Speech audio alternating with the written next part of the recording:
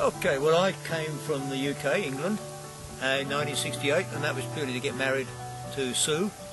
And at the time I planned 12 months and then I'd go back home with her. And it was one of those things where I got a job and I settled in and that was it. So I then got permission to stamp on the passport saying I was allowed to stay. I fight graffiti, so we clean up this local area of graffiti in Blackstone and Glenbrook and Mount Riverview. And the idea, our big plan is actually to work up the mountain, up the highway, clean the highway up right up to Katoomba, and then we're hoping to get Rotary clubs and other clubs and to actually look after their own towns, so we can actually rid the whole mountain. We actually get. I'm involved with the Justice Department. I was asked by the police to do this, to take the boys when they get caught by the magistrate, sends them to us, and then we decide what to do with them. And we give them 40 hours community service where it's one-on-one, which is terrific because that's great mentoring. And so they have to come around with me and we clean up graffiti. And if we can't find the graffiti, whether we go to another town or we end up coming here, we've cleaned up most of the bush. In fact, one time we had this whole grounds completely free of graffiti and the littering around the bush.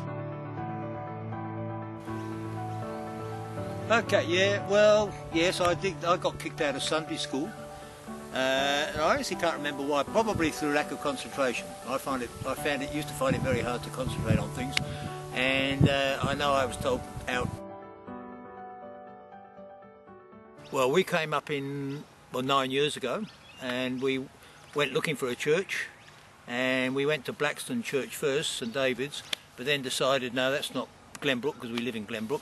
So we then came here, and we were so impressed by the friendliness and the Bible teaching that we thought, no, this looks good. So we stayed here, and we've been here ever since.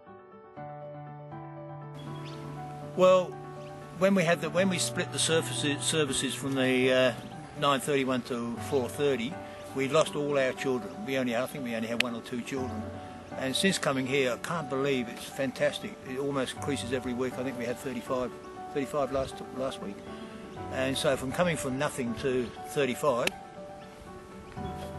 a real blessing. Lovely seeing across the generations. Yeah, and that's bringing the families in as well. So we're building. It's made us build. Yeah. So, and then when we go back to our church when it's been rebuilt, well then that'll be a case of, well, we're taking something back with us. What do you see your gifts to be, and how do you... Yeah, well, I'm a scout leader, and even building the rope bridge for the children down there, I can do that because of scouting skills, so that certainly helped me. What other skills have I got? Well, I'm a workaholic, and I prefer doing rather than sitting around watching people struggling or doing things, so if something needs doing, I'll get up and do it. Church family. Yeah, because I think you're encouraging other people to come in and join us. Rather like the children when you say, well, can you help us with these desks? Today was fantastic. We asked for help with the exam tables, and it was up within sort of 5 minutes. It was all up. When you ask children to come and help do something, well, that's encouraging them to be part of the church and being helpful. Church, the service itself, I find everything encouraging, because a church without, or sort of a service without the sermon wouldn't be right, without the prayers wouldn't be right. So everything's like a body. You've got to have all the parts, and that makes up the service. So saying which is your favourite part, it's not. It's the whole thing is, and I'm so used to it anyway because I've been doing it since I was down here. And so the whole thing, I think meeting for tea, that's incredible because you really get the people talking and, well, yeah, talking and chatting and meeting new people, and anybody coming in that's from outside for the first time, that's somewhere where they can really get involved.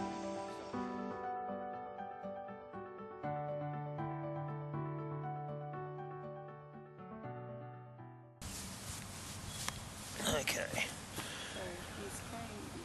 Tell you what, I've never done this before.